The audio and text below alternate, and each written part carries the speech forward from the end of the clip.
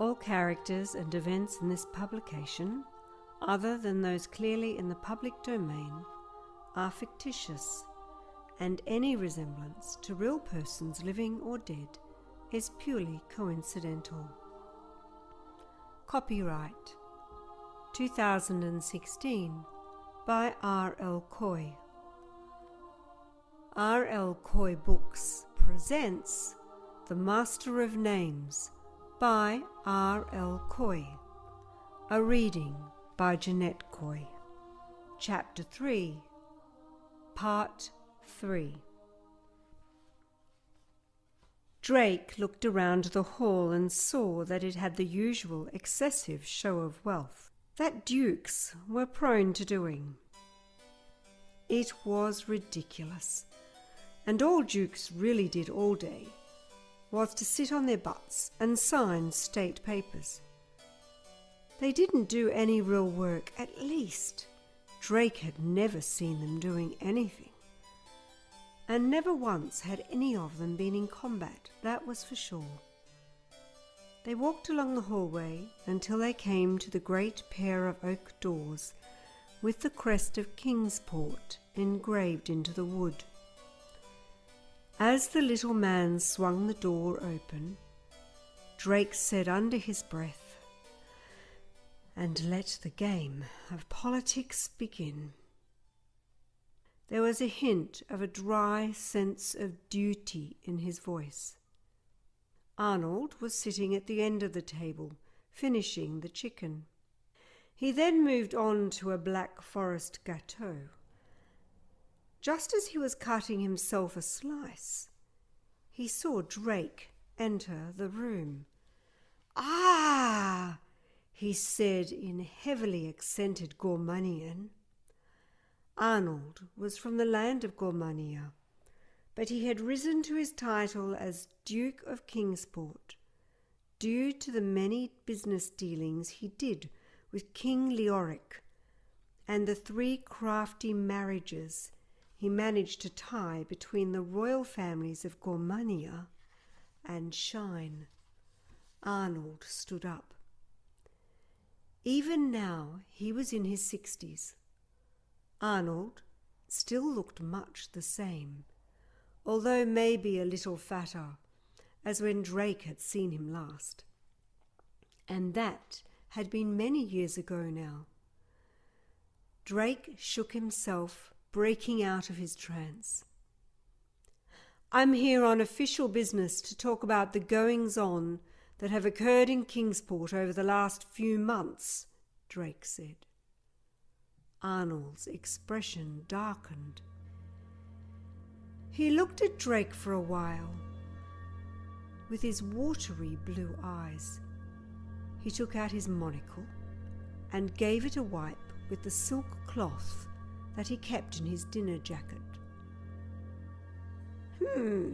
We have had word of some black-hooded men hiding out in the docks of Kingsport. Some of the guards have spotted some renegade priests and wizards going in and out of the warehouses."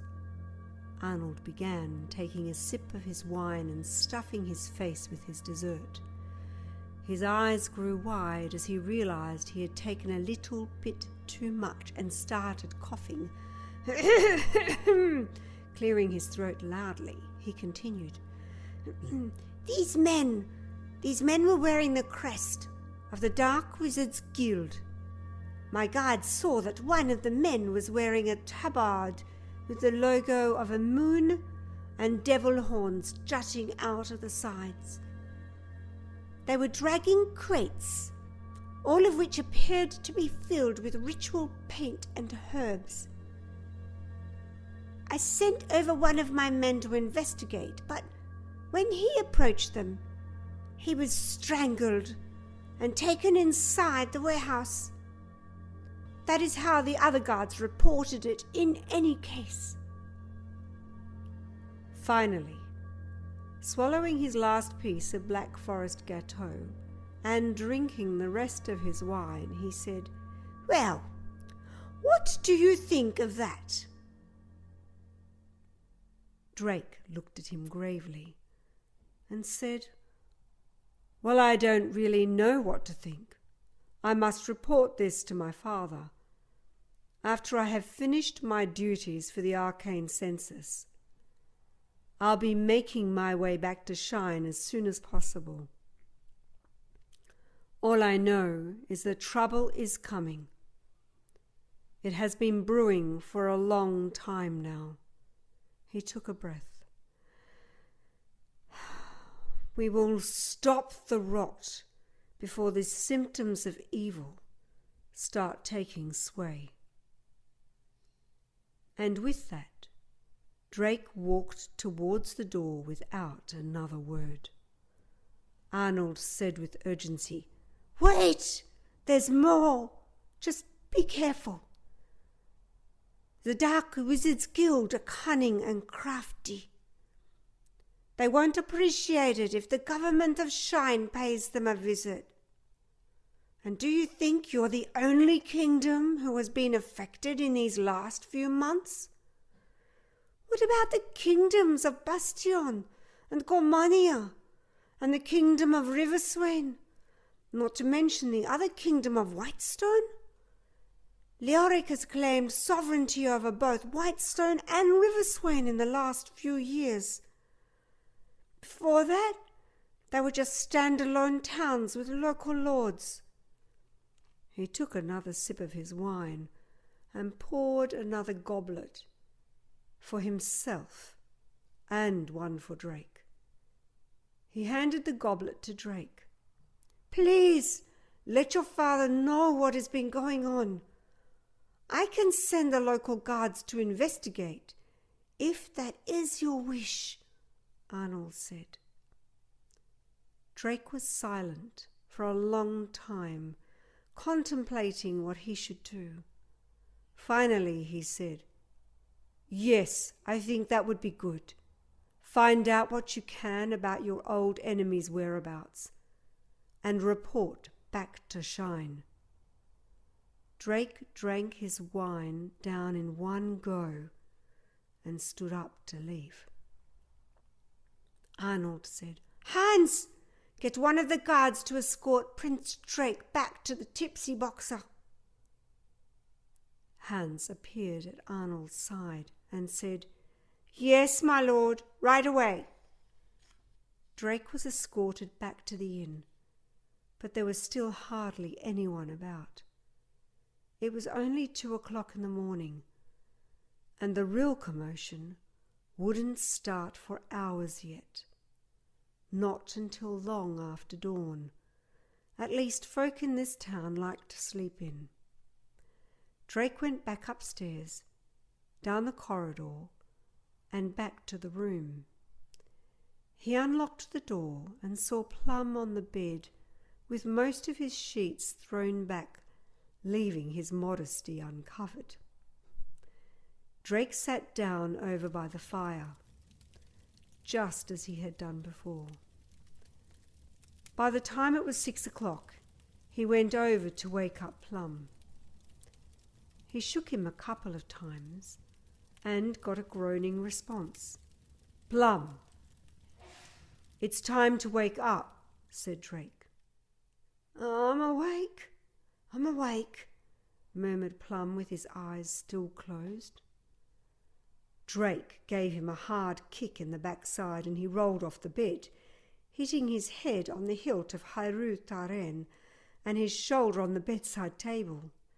The searing pain in his shoulder and head jolted Plum fully awake. What? What happened? I think I bruised my shoulder." Drake shook his head and said, "You could have listened to me the first time, then you wouldn't have fallen out of bed." Drake was lying through his teeth, of course. Plum pulled himself to his feet and went into the bathroom. He came back out a short time later wearing his normal clothes. "Are we ready to go?" Plum asked. "Of course we are."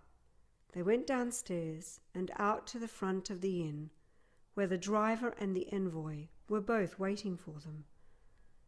Drake said to the driver, "We will be going to the school." The man nodded, and they went out, back to the shoreline of Kingsport, where the horse and carriage were waiting for them. The old man got into his seat after the envoy, who was sitting there looking very proud and regal. The driver, seeing that everyone was comfortable, began to crack his whip, and they set off for the woods of Black Shadows. Going in an easterly direction, they left Kingsport and headed towards the woods. After 10 days and nights in the carriage, Plum noticed as they were riding along that the land seemed like they were slowly dying. Life was scarcely visible at all in this barren place. "We've had neither sight nor sound of any bird for 2 hours, Plum told Drake. "Yes, we are now entering the woods of Black Shadows. You won't see any life here because of all of the magic that surrounds this area. On this very soil, the Wizards of Lore had many battles with demons, and when they fought and released their magic, it evaporated into the air and infected the land, causing permanent damage to the grass and the very life of the forest. Wild magic, as it has come to be known," Drake explained.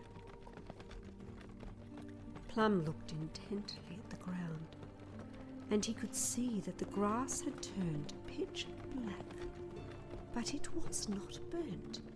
It was charred, but the blades of grass were completely intact.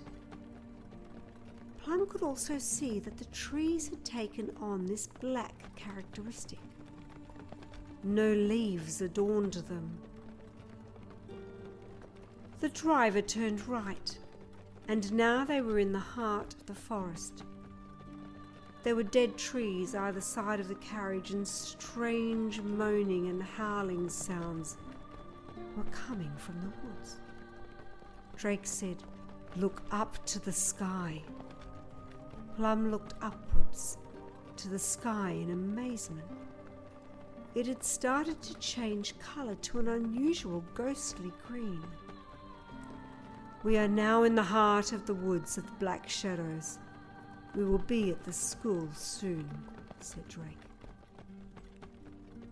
The driver took a sharp left and then stopped. Plum could see that there was a bridge, but they could not cross it. Drake got out of the carriage, revealed his wand from under his cloak, and began to cast a spell. Taking a breath, he said, "In the name of the Order of Black Shadows, let this lowly servant pass these waters."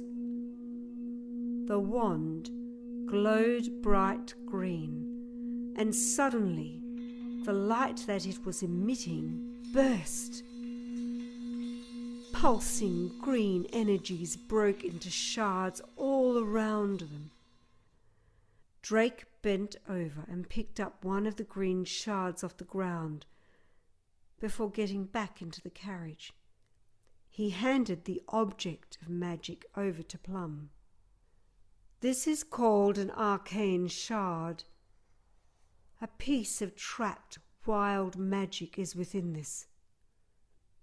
You can use it for anything: to charge your sword, heal your wounds, or even enchant your wand to make it more powerful."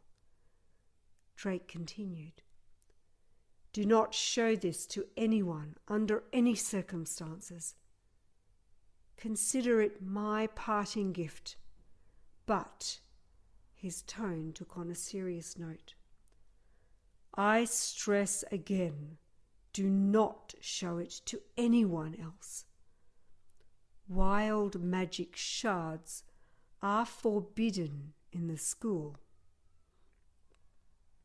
Plum, giving Drake a confused look, asked, "Why are you giving me something that is forbidden?" because it will aid in your magic training."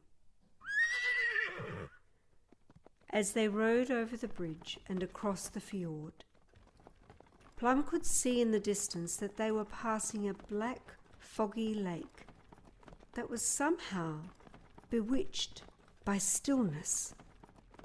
The moon's ghostly light hit the water, the light making spectral images dance across its surface. Drake said under his breath, "The Lake of Mourning. Legend says that you can almost see the drowned spirits of those who have fallen in battle, both demon and human alike, dancing along the water's surface like a bloody, ghostly ballet. It is said that there was a great stand near this lake, and many men fought valiantly, but with every slaughter, both demons and humans fell into the lake. No one actually knows how deep it is. I've only heard this as a rumor, though, another claim to fame of the school." Plum blinked again and saw that the figures he had once beheld disappear. As they kept going through the forest, it was clear to Plum that they seemed to be coming out into an open area.